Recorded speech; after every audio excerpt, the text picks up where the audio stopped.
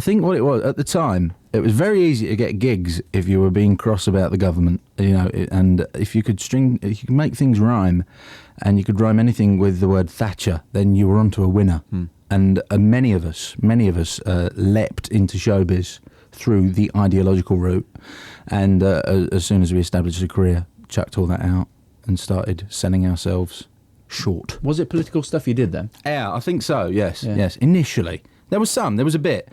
It was basically sort of cheeky knockabout stuff. Imagine Pam Ayres a bit fatter and without the chair. That was what I was going for. Pam Ayres in EastEnders. There we go. That was pretty much it. She was one of my inspirations. And there's a link there, isn't there, between the sort of things that we mentioned. I mentioned music videos. Billy Bragg, you worked with Billy. Yeah. Star Council Paul Weller. Yeah. At one time, all pretty much in the sort of anti-government campaign. It was an organisation called Red Wedge, which Billy was sort of orchestrated, which was a loose amalgam of artistes who were sort of not sort of anti-government, but sort of pro-Labour, going around the country and trying to do their bit, and died horribly on its bottom. Didn't really work out.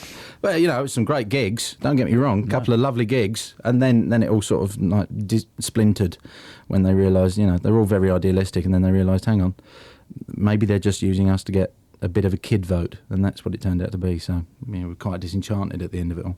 So the Housemartins, first of all, we talk about that because they're a great band. Of course, they went their separate ways. Beautiful South came partly from it and so on. But how did you become a press officer for a band like that? The thing is, lots of people, and I know you want to get into the music business, think, it must be glamorous and great to get into, and how do I do that? And they write to record companies and they try very hard. And most people I know that are in the music business really fell into it. It's like one of those, you meet someone at a gig or a party and you get chatting, and the next thing you know, they're phoning you up saying, can you come and answer the phones for an afternoon at my little record company? You go, all right then, and you drift it. And literally, I just fell into it. I don't think you can... It's very difficult to career track your way into the music business. It's sadly a question of who you know or meet. And from there, music videos, which many people would say, well, you surely got to have a bit of a grounding in this, really. You got to go to film school or something, haven't you? Or be, a trained artist in some way. But you did several videos for people like Billy Bragg and also Kirsty MacColl. Well, with getting into videos, it's quite funny. I mean, it's like people, you say, to be an actor, you do the method or you study at RADA or whatever. But I always like, when acting, I can't remember who it was who said that acting is all about remembering the words and not bumping into the furniture. And I think videos, it's point the camera at them. And if they don't do what you want, say, try this, do that next time, and get them to do it. It's very... I used to be a cartoonist, so I think in quite a visual sense, and so it's very easy to break down. Particularly, doing videos for Billy's very easy because he writes in a very narrative way, and so you can, go right. That happens, then that, then that, then that, then that, and you can. He's an easy man to work with, being a mate, and it's good to work with friends because they will do more ridiculous stuff for you. They trust you more, and so you can make them make fools of themselves much easier. I hate overindulgent videos. All the best ones are a simple idea, well executed. And you don't need to spend the sort of money they spend these days.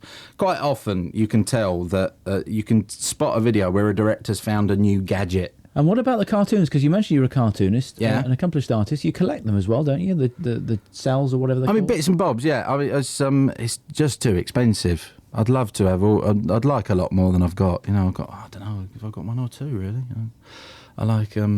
I always wanted some Simpsons stuff, and it's much cheaper in America, but then you're not really allowed to bring it home. You can, but I think you have to pay duty on it or something. So I'm going to America soon, so I might relent and treat myself to a Simpsons cell. But no, I've always been a fan of animation, and I used to sort of draw cartoons for fanzines and magazines. I had some stuff in the NME as well, I mean, the fad has only really just taken off in this country. There are whole chains of stores in the States that sell cells from movies and all sorts of things. Very much bigger in America. I don't know, it kind of took off in the late 70s, the whole reverence of the animated work, because the stuff that I really love is all the old Bugs Bunnies and that, and that's what I started off with. And now, everyone sees that it is, it suddenly becomes valuable. I mean, when Disneyland opened, they used to give original cells away. I mean, Walt would sit there and sign them to the kids for $1 or whatever. Original cells from the 40s that they just had warehouses. Oh, we've got to get rid of these, give them to the kids. And now they sort of fetch upwards of $1,000 a pop. As always, if you enjoyed this interview, please click on the like button, ring that notification bell so that you don't miss out in the future, and if you possibly can, please subscribe to the channel. Thank you.